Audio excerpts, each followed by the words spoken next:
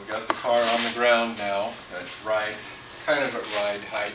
It's going to be a little bit higher than this, but we brought it down so we could see the wheels in the wheel openings that we're modifying. You can see we've done this whole area down here in a kind of a coved inlet area, so it gives it a motion look with this tapering back of these lines here. This piece is a removable piece that screws on from the back side when the fender is off. So they're totally removable. Same with this. This extends from the fender and just goes out here. And there's a hole that I put in the bottom as it rolls underneath.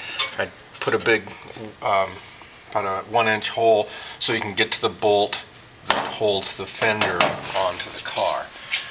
So as you can see, we molded this whole thing into the body and made it a continuation of the body like we wanted to. We changed this back here after putting that in, then we put that on. It ended up looking like they were facing each other, and it didn't give that look of motion that we were looking for. So we retained this, and then we took and cut this one out and just flared it so that it has kind of just a nice natural flare. It really gives it a good look. So we've done that on both sides. That is a complete. We did the backs also. Can I get a side shot?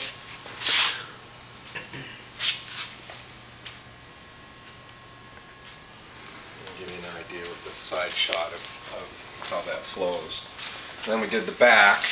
We brought these out so there was some sort of cover for the rear fender or rear tire, and brought this out. We rolled this into the pan in the back. So now the pan in the back, as you can see, it rolls like this. There is going to be no seam there. This is not going to be a removable pan. So we just welded the pan on and then put this wrapped over the top, which makes it look really good from the back because it flows better rather than just real choppy, which was what we were looking at. That's what we wanted to get on this car. So we're done with this side also. Like I say, these fenders are fully removable, so there's no problem with getting them off or even adjusting these gaps or anything. So it's going to be just like the factory fender, only with these extensions on them, and all welded in place. So it's all steel. We're doing a final fit on the body, just doing the little bits of gap, filling gaps with weld and grinding them and making them smooth and even. And that's what we're doing right now. At the end of that point, we'll be taking this car into finished body work, which will be, using fillers and that sort of thing, which will be quite a project in itself because we're pretty much going to have to carve this entire car out and to smooth it out, which is typical with all street rods. People who think you don't use body filler on cars, that's kind of a joke.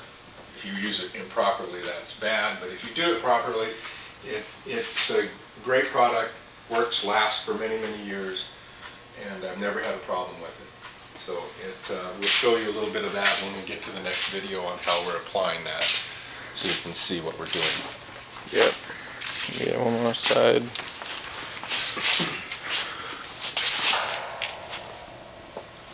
It really kind of molds together nicely, and yet we're not taking away from the body lines of the Mach 1 or the Mustang.